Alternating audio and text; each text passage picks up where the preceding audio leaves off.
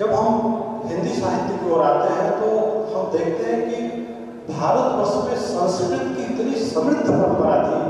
साहित्य में, दर्शन में, व्याकरण में, ज्योतिष में, जितने भी चिंतन का क्षेत्र हो सकता था, हर क्षेत्र में संस्कृत की इतनी समृद्ध स्थिति थी कि किसी दूसरी भाषा को यहाँ पर स्थापित कर पाना बहुत आसान काम नहीं था।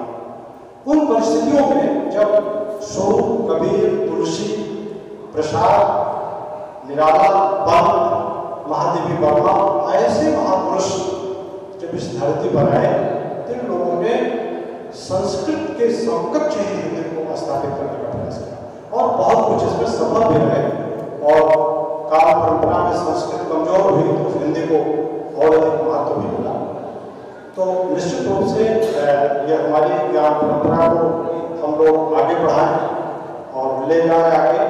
हम अपने जो हमारे आगामी जो लोग हैं, जो हमारे आगामी पीढ़ी है, उसको हम अपनी बात को सिर्फ पुस्तकों के माध्यम से, वाणी के माध्यम से, ज्ञान के माध्यम से ही स्थानांतरित कर सकते हैं। हमारे पास दूसरा कोई साधन नहीं। देखिए, एक कालिदास जी का एक बहुत अच्छा वाक्य है कि शरीर माध्यम खलु धर्म साधना। हम इस पूरे ब्रह्मांड में, पूरी धरती पर, अभी तक तो हम लोग खोज किए हैं कि धरती पर ही मानव है, बाकी कहीं है या नहीं इसकी खोज चल रही है, भविष्य में क्या होगा इस पर विचार किया जाएगा। लेकिन आज की जो परिस्थिति है कि सिर्फ धरती पर मनुष्य है और मनुष्य के पास काम करने का सिर्फ एकमात्र साधन उसकी शरीर है। शरीर से ही हम कुछ कर सकते हैं, उसमें मन, मस्तिष्क, आत्मा सारी चीजें हैं। तो इस शरीर के माध्यम से अगर हम कोई अच्छा काम करेंगे तभी हम अमर हो सकते हैं। और ये जयशंकर प्रसाद जी ने ऐसे कालजयी ग्रंथ की रचना किया कि जिससे वो भारत के जनमानस में नहीं, पूरी दुनिया में अपने को अमर बना दिया। हम तो बार बार इस बात को कहते हैं कि अगर कभी आप देखिए कि अगर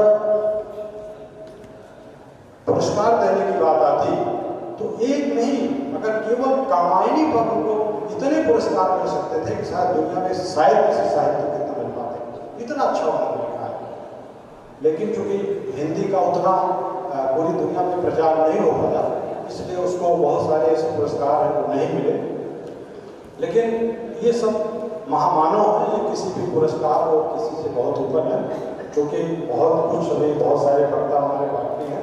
तो मुझे आपने बोलने का अवसर दिया है इस स्थिति में और मैं इसके लिए आपको बहुत बहुत धन्यवाद देता हूँ।